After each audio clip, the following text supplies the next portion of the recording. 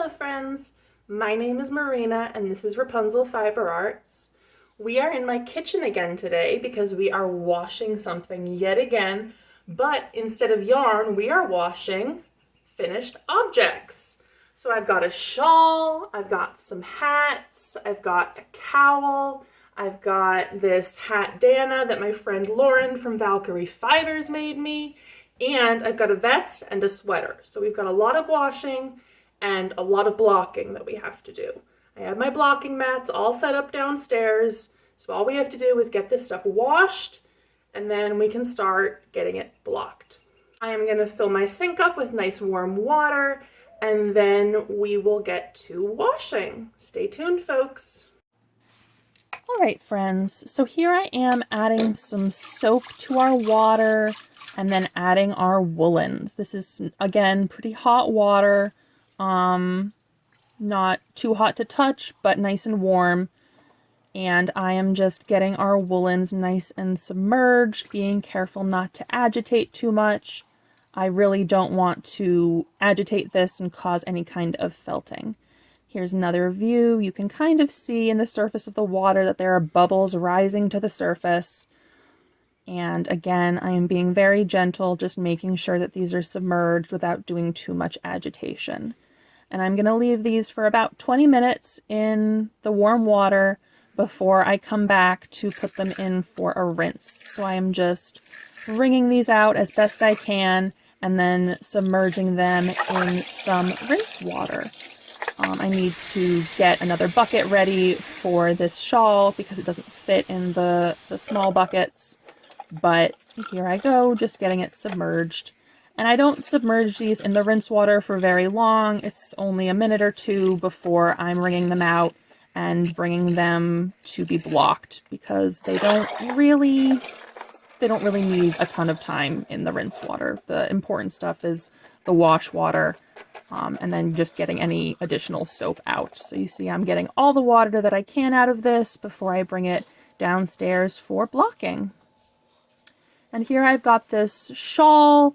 I'm spreading it out, getting it all blocked, making sure that everything is pretty even, making sure that the two sides, because it's a symmetrical shawl, making sure that the two sides are even and one isn't too much longer than the other.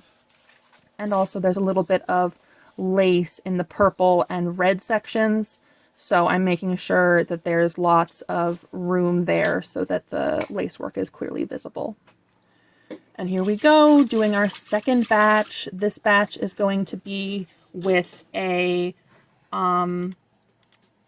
vest from a Shetland fleece that I processed from Wing and a Prayer Farm, from one of their Shetland sheeps named Wendy. I spun this, I think, a couple of years ago, but I knit it up within the last couple of months, and I am so happy with it. It's incredibly warm, and I can't wait to wear it again next fall and winter when it gets cold, but I think I'm done with it for the year, which is why it needs to be washed and put away into storage. So you see I'm just wringing it out as best I can before it goes into this rinse bath. And again, the rinse bath doesn't need to be very long. It's pretty short. The wash bath is about 20 minutes, but the rinse bath is only a minute or two.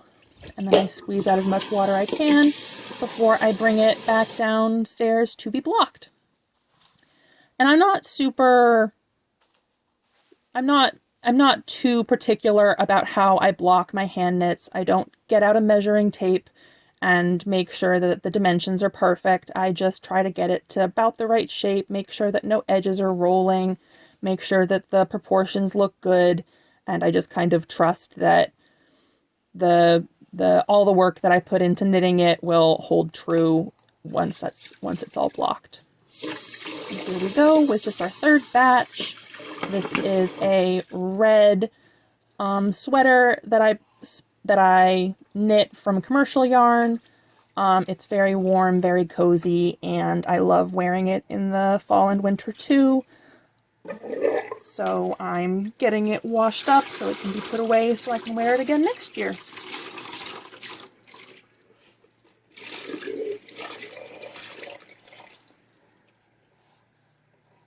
There it goes for a quick rinse. And it's almost done.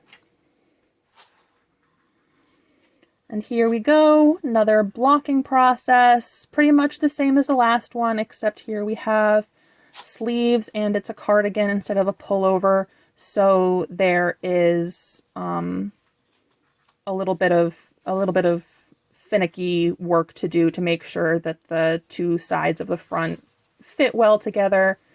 I'm also making sure that the sleeves are approximately the same length because you really don't want two wacky shaped sleeves when you're trying to wear a finished object. So over here we've got a cowl, two hats, and the hat Dana at the very bottom here. Over here we've got an absolutely enormous shawl, which is getting nice and blocked. We have this lovely vest and this cardigan.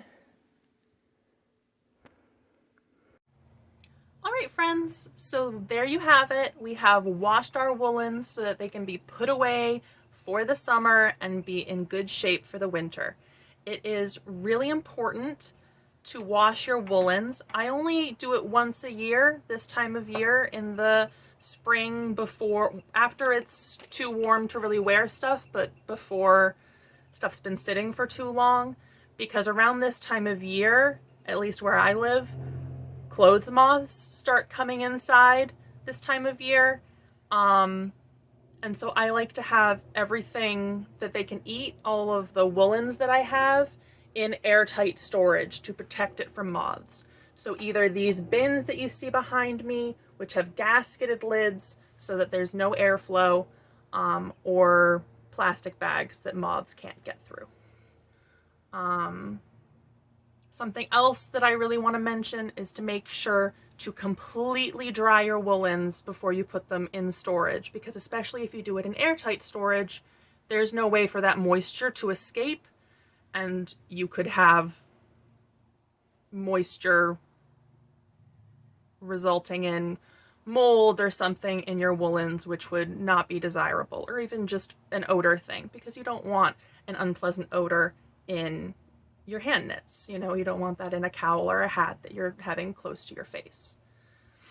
But that's our video for today. That's how I wash my woolen garments and items that need to be hand washed. All of that stuff that we wash today requires hand washing because otherwise it will felt. So that's how I do it.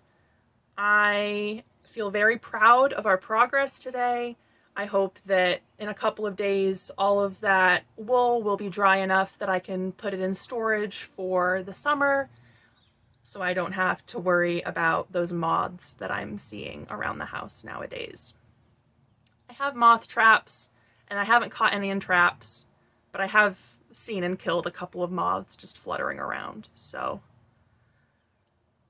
be wary, stay safe, keep your stash safe, and take care, friends. I will talk to you again very soon.